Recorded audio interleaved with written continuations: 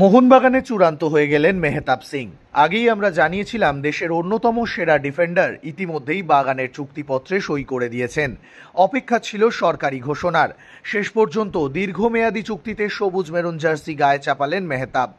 Durand cup হাতছাড়া হওয়ার পর এএফসি চ্যাম্পিয়ন্স লিগ 2 এর জন্য জোর কদমে প্রস্তুতি শুরু করে দিয়েছে সবুজ মেরুন ব্রিগেড।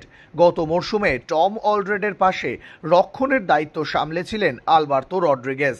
তবে এবার রক্ষণের গভীরতা বাড়াতে মেহতাবকে দলে নিল মোহনবাগান। কোচ হোসে মলিনা প্রয়োজন মনে করলে ডিফেন্সে একজন বিদেশি কমিয়ে আক্রমণের শক্তি বাড়াতেই পারবেন।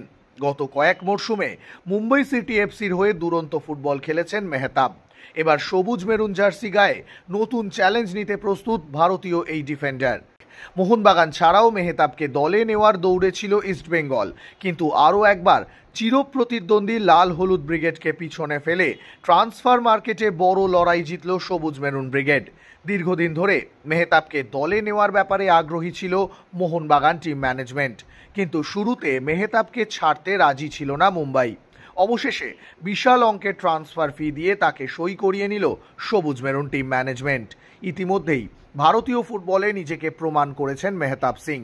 রক্ষণ সামলানোর পাশাপাশি সেট পিসের ক্ষেত্রেও কার্যকরী ভূমিকা নিতে পারেন তিনি। চলতি মরশুমে মেহতাবকে দলে নেওয়ায় মোহনবাগান স্কোয়াডের গভীরতা যে বাড়ল তা নিঃসন্দেহে বলাই যায়।